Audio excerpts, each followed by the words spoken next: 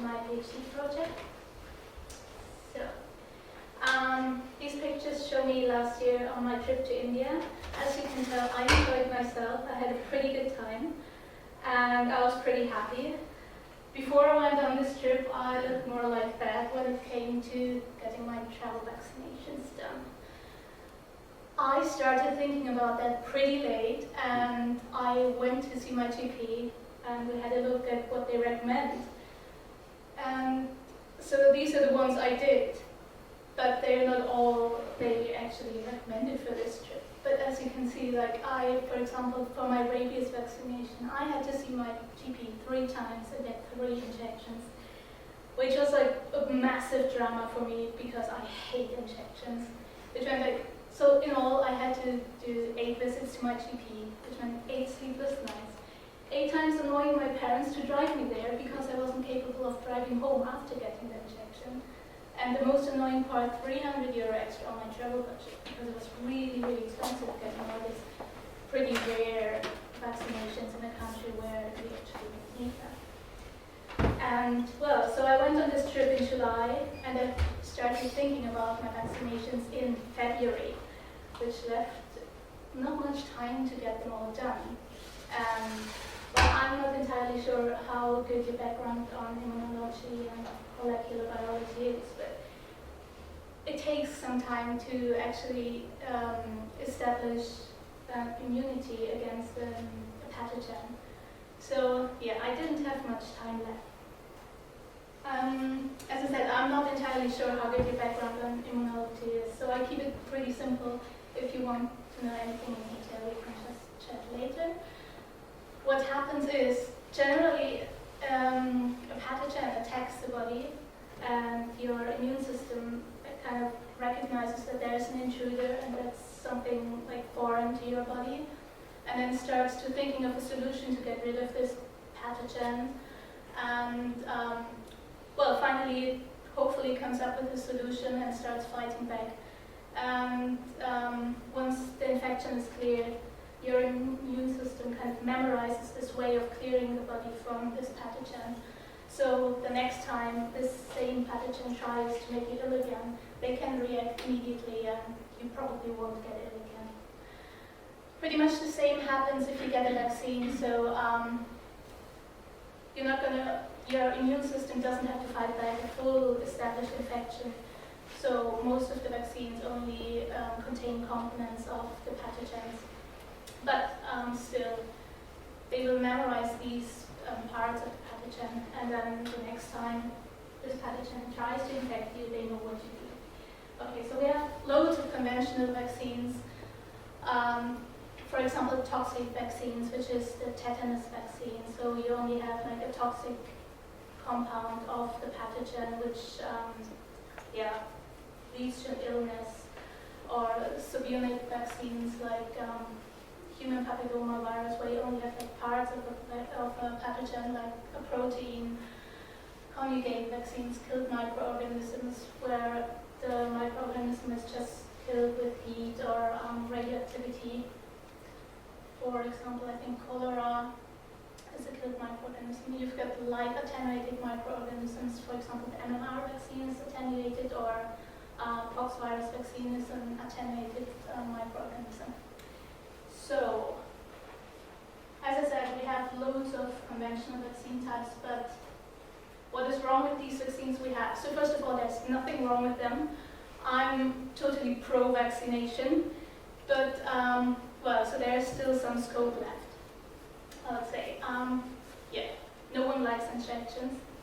My dad likes to tell people, I hardly know the story of when I got my first vaccination and took 3 people because 2 had to hold me down and 1 had to inject it.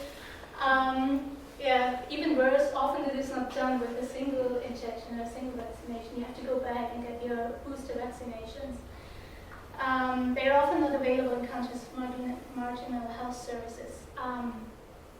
Some of the vaccines just need to be stored like at 4 degrees or -20, and imagine in a really hot country where they have loads of other problems, it's pretty difficult to set up a fridge on 4 degrees and store the vaccines to inject the people. Also, it's often too expensive. Well, another point is some of them just don't have efficient efficacy. For example, currently they're using a hepatitis B vaccine, which only works for 85% of the population. So what happens to the other 15%? So yeah, as I said, there's loads to do. Safety issues, side effects. First of all, like vaccines have to undergo like loads of safety rounds of testing and everything until they get licensed. It takes ages to get a vaccine licensed. So generally they are pretty safe, but some of them, for example, get produced in eggs. So some people are allergic to eggs, which can lead to problems.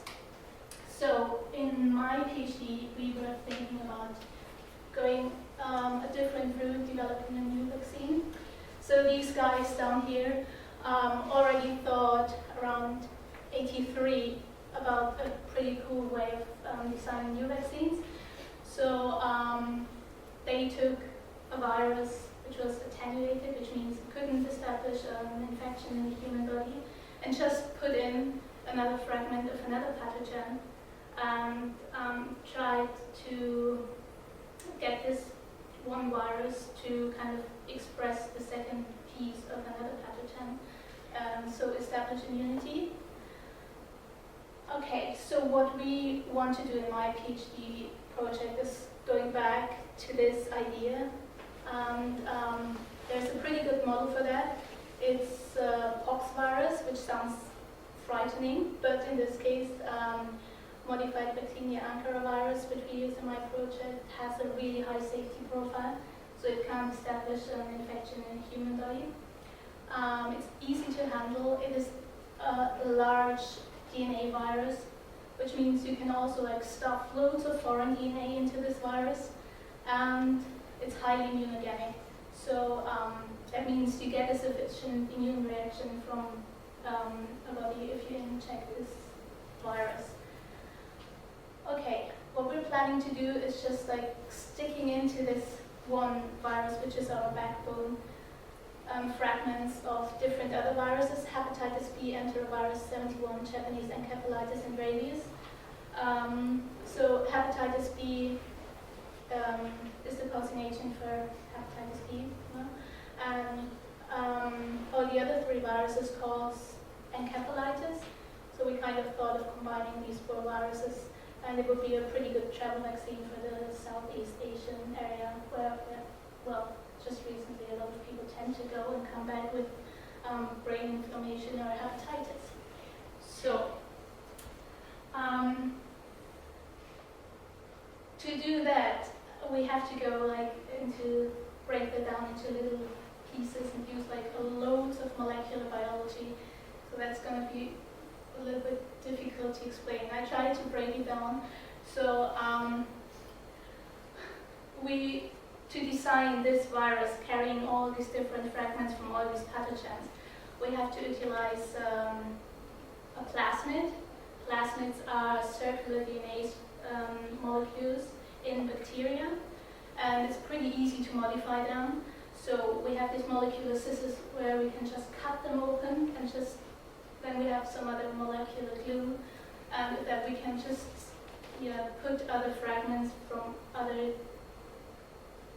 viruses, bacteria, whatever, into this circular fragment. And that's what we do. So we have this plasmid backbone, and we just stick in all these different pathogen sequences, which are known from the literature to use immunity against the pathogen. And okay, as you can see here, T7, that is a promoter. Promoter is something like, I would say, an engine in a car. So without the engine, the car doesn't drive. So we need this engine to drive all these pathogen sequences so that they get expressed. What else do we put into the circular DNA is homologous sequences of the virus.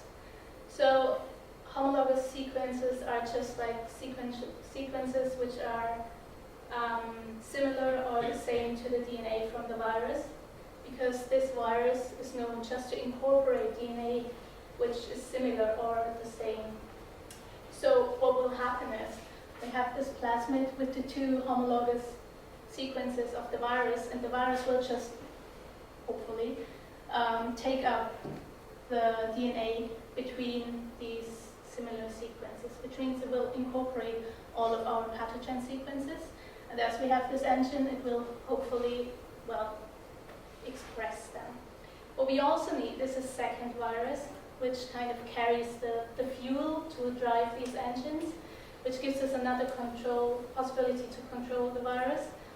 So that's called polymerase. And yeah, so what we hopefully end up is with one virus carrying all these pathogen sequences and expressing them, because we have another virus who provides us with the fuel to drive these the expression of these pathogens. And then if we inject both of them, we will hopefully have a new working enzyme against all vaccine against all these 4 pathogens. So we wouldn't need to go, I think for Japanese encephalitis you need 3 injections at the moment. Hepatitis B virus, I think are 3 injections at the moment, and then you have to do follow-up booster injections. So radius is 3.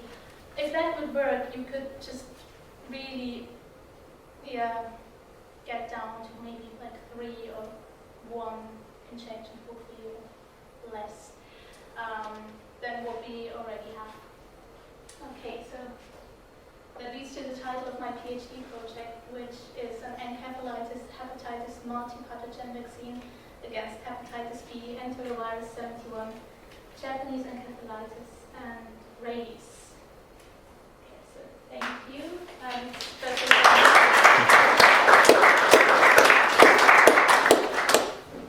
questions? I mean, what if you had a fatal risk Pardon? of all those different pathogens, of different antigens? What if it went the other way?